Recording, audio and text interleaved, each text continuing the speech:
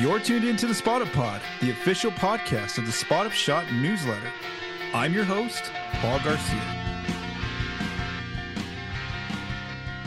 Good Monday morning. The San Antonio Spurs are going to acquire Sacramento Kings guard De'Aaron Fox. According to all the reports that came out on Sunday evening, that was a wild night for the Spurs. Just a day before the Los Angeles Lakers had added Luka Doncic. So yeah, blockbuster trades have been happening now with a few more days still leading up to the trade deadline. So that's all I'm going to basically talk about in this episode is look straight at the Fox trade to the Spurs. So let's begin talking about the players that were moved in this trade. So the Spurs acquired Fox and Jordan McLaughlin from the Kings. McLaughlin, I will note, is on a minimum salary, and then he's going to be a free agent next offseason. The Kings acquired Zach LaVine from the Chicago Bulls and Sidi Sissoko from the Spurs. And then the Bulls acquired Kevin Huerter from the Kings and then Zach Collins and Trey Jones from the Spurs. So those are the players involved in the trade.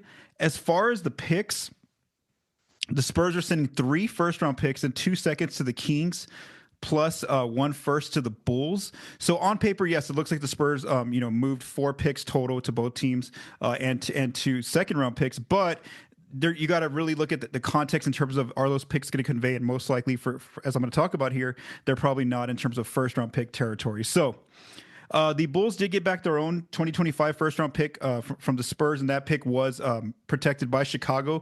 So there was a chance that if the Bulls just tanked the season, the Spurs weren't going to get that pick anyway. So basically, Chicago just gets that full protection with that pick. The Bulls also got back a prior second-round pick that they had sent to the Kings in a prior trade. For what year was it? From 2028. So basically, the Bulls get their own pick back from Sacramento, a second-round pick. And here's why I'm going to say that even though, yes, on paper, it looks like the Spurs gave the Kings 3 first-round picks, they really didn't. They really gave them 2 first-round picks and 5 second-round picks. And here's how that happens. So the Kings did get the Spurs' 2025 Charlotte pick first. They also got the 2027 Spurs pick, and they also got the 2031 Minnesota Timberwolves first-round pick.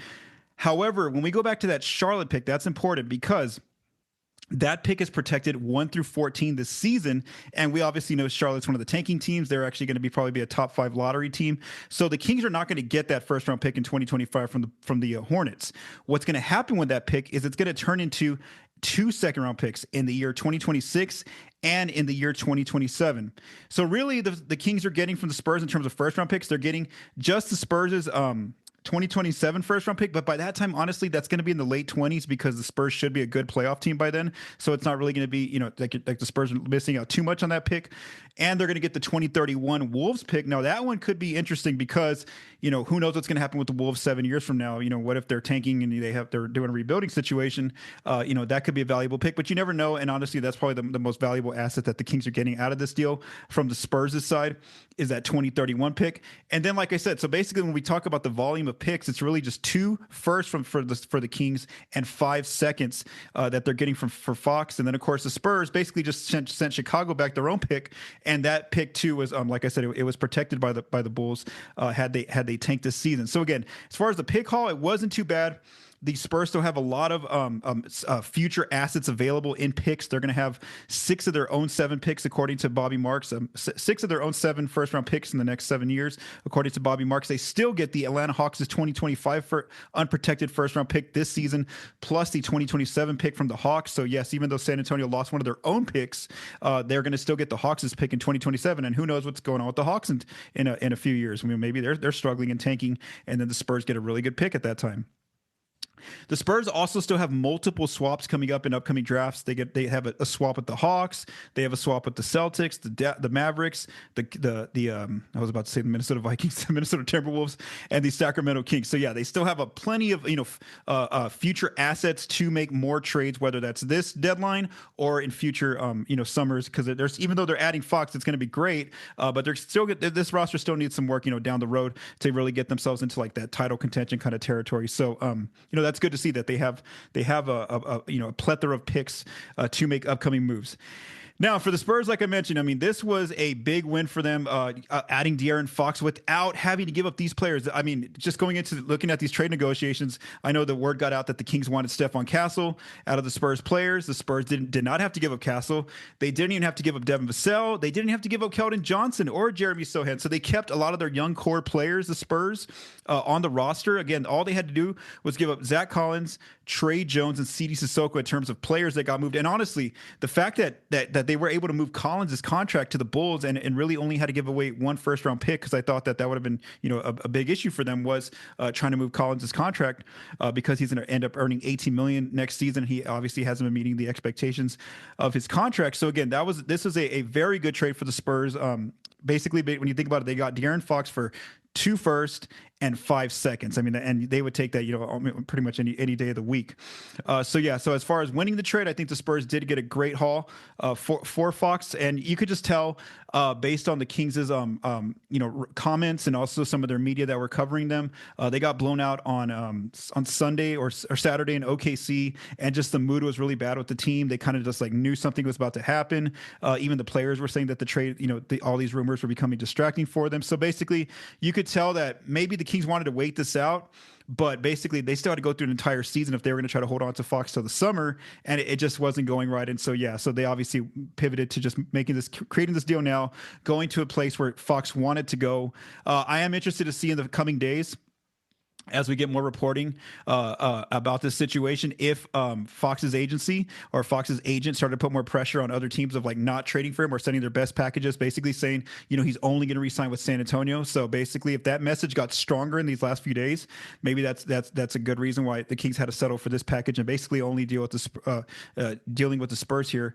I'm not going to say only deal with the Spurs, but settling on this Spurs package where they didn't even get Keldon Johnson, they didn't get Vassell, and even like the first round picks, the Spurs still kept a lot of their very valuable first round picks. So I do wonder in the coming days if we'll get more word about whether or not that report that those kind of like signals got stronger in the back channels of like telling teams, don't trade for him. He's not going to re-sign with you in 2026 when he becomes an unrestricted free agent, because that was some of the initial reporting this past week when when the Kings started looking to move Fox via trade. Now, I am recording this on a Sunday evening, so I know that you're probably listening to this on a Monday morning. I'm going to release this. It's 10:34 Mountain Time, PM. And the deal hasn't gone official yet, and that's a reason. There's a reason for that. It could take a few days, or maybe maybe Monday gets done. But here's why: it's because in order for this trade to happen, the Bulls need to make some more player movement. What's going on here is that the Bulls. If they were to complete this trade right now, that would be 17 players on guaranteed contracts. That would not work. It's not legal to have that many players. You can only have up to 15 players. So the Bulls need to figure out in these next coming days before Thursday, February 6th. They need to figure out either are they going to waive 2 players on their current roster, or are they trying to look for deals to move these 2 more players and then not bring back other players. So that way they can basically open 2 roster spots to bring in enough space for Zach Collins, for Trey Jones, and for Kevin Huerter. So again, until the Bulls create that roster space, this deal cannot be completed yet for the Spurs, Kings, and Bulls. And obviously their deadline is coming up here on Thursday, February 6th, for them to figure the situation out and get it done. However, once it does get completed, the deal, the Spurs are going to open up 1 open roster spot. So again, that's going to be interesting still with a few days left in the trade deadline to either acquire a player or sign a free agent. And so one interesting player, just looking at their roster, as I'm going to talk about a little bit, they're still pretty light in the big man area, the depth of the backup 5 basically role. They still have Charles Bassey there. I know they've been giving Jeremy Sohan some minutes there, but now with Zach gone, they could look at a player who just got waived by the Jazz in Mo Bamba, who was recently playing with the Clippers. So if Bamba were to clear waivers in the next 48 hours, I'm just going to be interested to see if the Spurs have any interest in him or any other big, basically, if that's kind of one of the positions they want to target here with these last 4 days before the trade deadline ends. Something too to note about what moves, financial tools the Spurs have to sign a player or trade for a player. They still do have $3.4 million left of their room mid-level exception from this past summer. So again, that can be used to either sign a free agent or trade a player below that salary range, $3.4 million, to come into that room exception. So they can still use that. So again, that's what I'm kind of interested in watching these next few days. Are they going to target a big? Are they going to target what kind of other player are they going to target with that that available space there, or with that $3.4 million if they want to use it? As far as this season for making trades, they can still do some trades if they need to before Thursday. They're still $11.8 million under the tax, so they're definitely still an under the tax team right now, even with the inclusion of Fox and McLaughlin. Plus, they're very far away from the first apron. So again, there's not really a lot of restrictions on them. As long as they kind of match up salaries, they can figure out more trades. Again, the fact that they held on to Keldon Johnson looks like they don't want to move him. Just basically the fact that he wasn't included in this trade.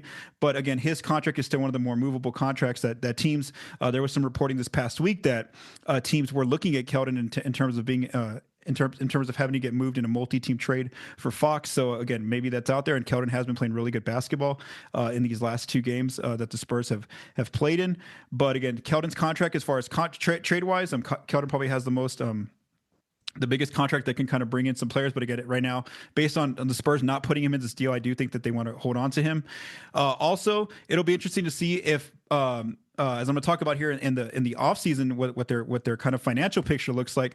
I am interested to see if they want to maybe still look at possibly moving one of the young players who's not getting minutes, in either Malachi Branham or Blake Wesley, who I've talked about before and written about before, where maybe a lottery team trades for Malachi or Wesley for maybe like a protected second round pick or a second round pick swap, just to give those players more minutes. And also this clears not only some salary room for the off season, but also it clears a roster spot up for next season as well. So I'm interested to see if maybe they make one more smaller move in terms of moving either Branham or Wesley, who both players aren't getting any minutes this season so far.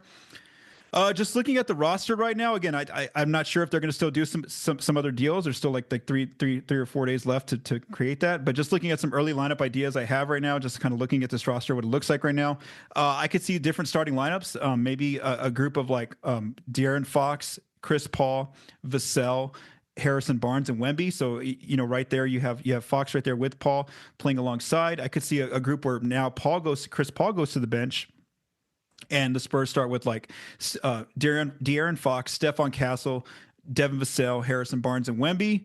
Or I could even see the Spurs going back to like what they kind of started the season with when they finally got fully healthy, and that could be something like De'Aaron Fox, Devin Vassell, Harrison Barnes, Jeremy Sohan, and Wemby. So again, maybe having Paul and Castle be those guards off the bench. I'm not too sure. As far as Paul, the Paul situation, obviously, this is going to be interesting to watch in these next, coming 48 hours or 24 hours, whatever time period, because, how does he feel about the Spurs? I know that, he knew he was only here for a year. And obviously if there was a chance to go get Fox and not have to give up a lot of assets for him, the Spurs had to do it. I mean, that's just in the best interest of their franchise. But, how does he feel about it? Does he still want to start? Is he okay with coming off the bench? I do think that there's still a good chance that he'll remain on the roster past Thursday, just because it was announced on Chris Haynes announced, an independent reporter who used to work for TNT and used to work for Bleacher Report. Chris Haynes announced that Chris Paul and Wemby will be participating in the Skills Challenge on February 15th, Saturday, All-Star Saturday night. So again, that coming out before the Fox trade does show that maybe Paul kind of maybe there was some hint that Paul knew he was going to still be on the roster past Thursday. But again, we'll see. There's still 3 or 4 more days left to see what happens with the Paul situation. So I am eager to see what's going on with Chris Paul. But he also knows how to play off the bench. He did that with the Warriors last year. That was his main role. So again, we'll see what kind of lineups the Spurs figure out here, and if they're not done changing up their team for at least this season with that Thursday deadline coming up as well. Looking at an early picture of the offseason. So right now, with cap holds, and there's multiple free agents on the roster coming up here in the summer, that there's going to be Chris Paul's a free agent, Sandro Mamukelashvili, Charles Bassey, all the two-way players, plus Jordan McLaughlin now. With all those players cap holds still on the books, the Spurs are going to be an over-the-cap team. However, if they renounce all those free agents, okay, so like let's say Chris Paul leaves and signs elsewhere, and Mamu, Bassey, they also leave elsewhere as well, and the two-way players, then the Spurs are still going to be $402,000 over the cap. And here's why they don't have any more cap space. The reason why is because they didn't have to give up a lot of their players with larger salaries, like Devin Vassell, like Keldon Johnson. Plus, they kept their own first-round pick in this deal, and they kept the Atlanta Hawks' 2025 first-round pick. So basically, those two picks right now, let's just say the lottery happened today. The Spurs would get the 11th pick. The Hawks would get they would get the 10th pick from the Hawks as well. So that's like $20 million in salary you're adding to their books already. And the rookie salary contracts do get added on even before we even know who the player is on the team cap sheet. So right now, the Spurs would be $402,000 over the salary cap going into free agency on day one, July 1st. So basically, with how they're going to be operating right now, unless they make some big trades, like I said, to move some players with substantial salary, someone like a Keldon Johnson, if they do something, if they were to move someone like that, then yes, they could open up some cap space. But if they don't, then going into the offseason, they're going to be operating as an over the cap team where they're going to have two tools to either trade for free agents, sign free agents, or trade for players on other teams. They would have the $14.1 million non-tax mid-level exception, and they would also have the $5.1 million biannual exception next year. So again, that's in the summer, should I say. So basically, if they don't operate as a salary cap team or a cap space team, should we say, they're going to have those two tools to make some changes to the roster in the offseason, either the $14 million non-tax MLE or the $5 million biannual exception. So yeah, that's just kind of a picture of what their cap sheet looks like. Now, as far as the future with Fox and signing him to an extension, the Spurs have three options here, and I definitely got to give credit to Bobby Marks of ESPN. He's been great about providing the details on these contract options for Fox. So here's option one. Let's say that the deal gets done today on Monday, February 3rd. That means that Fox cannot sign a 4-year extension with the Spurs until August 3rd. Later this month. So basically, it has to be 6 months from the day that you were traded. So August 3rd is the earliest the Spurs can sign Fox to a 4-year, $229 million extension. So again, it has to be 6 months after the deal. So that's option one for Fox, is that he can sign, if he just wants to get a deal done, sign long-term with the Spurs for at least the next 4 years, that's allowed. He would do it on the day that 6 months from the day he got traded. So for now, in this scenario, we're going with August 3rd. Option two for Fox is a little bit more risky, but it's also going to be he's going to earn a lot more money. It would be for him to finish playing this season under contract with the Spurs, play all of next season with the Spurs under contract at $37 million, and then in the summer of 2026, he becomes a free agent. But since the Spurs now have his bird rights, they can sign him to a 5-year deal for $296 million, almost $300 million. So again, that's a bit risky because then Fox has to be careful about not making sure he builds chemistry, he plays well, but then also making sure he doesn't get hurt within a year and a half. So again, it's a little bit more risky.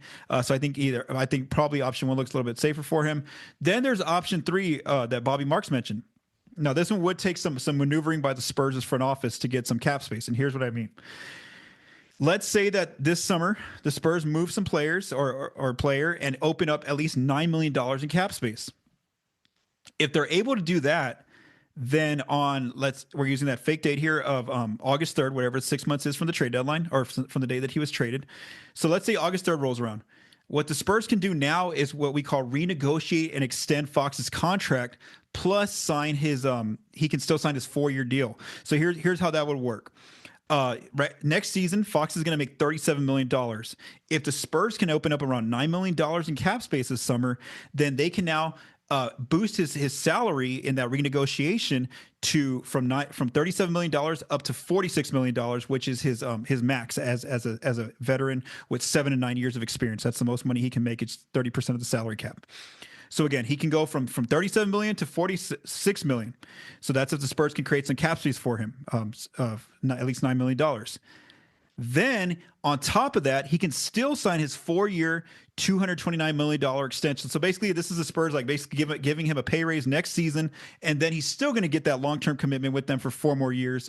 At that 4-year, $229 million that starts in the 26-27 season. So again, those are just some of the options regarding the Fox situation, again, visit thespotupshot.com. I put more details in my initial write-up of this situation. I just want to, now that the Spurs are going to be acquiring him, of course, I'm going to be writing a lot more about Fox being added to the team. I also want to look, though, I know one of the questions is coming up is like, Fox is going to have some huge salary numbers in the $50, almost $60 million range, toward the end of an extension if he signs one with the Spurs toward the end of that contract.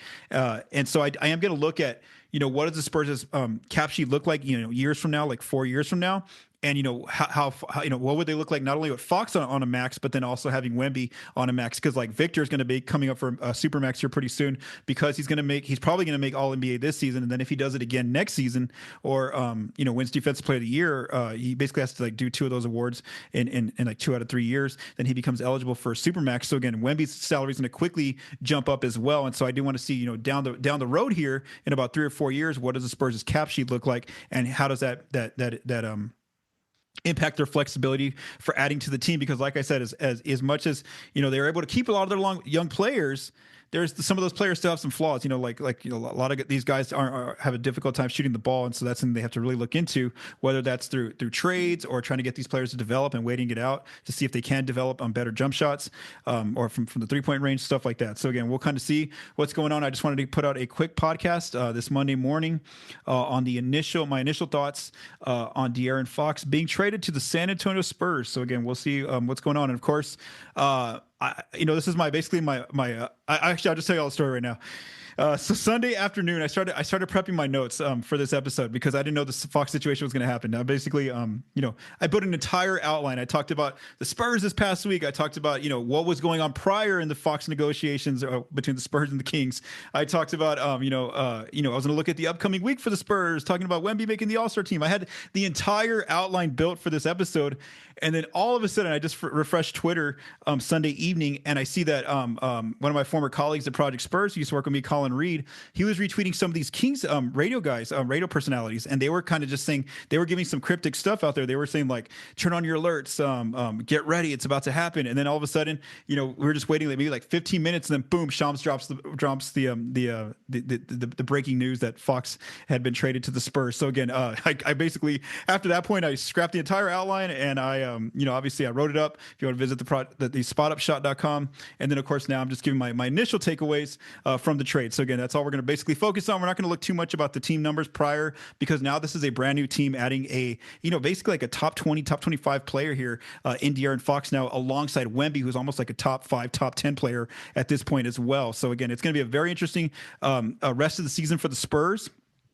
I will know that they were only about 2 games out of the play-in picture. So now adding Fox, they can really try to see if they can make a run here in these last 36, 38 games left. So, they basically have to be like 6 games over 500 the rest of the way is kind of what I looked at in my projections when I was kind of looking at this. And obviously now having Fox, they're no longer going to be underdogs in almost like every game that they've been playing a lot this season. They're going to be one of the favorites on certain nights now. So it's going to be interesting to see kind of chemistry they build, and what if they make any more moves here with a few more days left in the NBA trade deadline on Thursday, February 6th. So let's just see what's going to happen.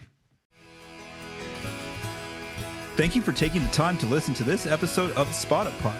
If you like what you heard, please subscribe and leave us a rating on your favorite podcast apps and our YouTube channel. The Spot Up Pod is recorded and produced by Paul Garcia. The music for this episode was written by Vincent Garcia and Paul Garcia. Thank you for listening, and have a great day.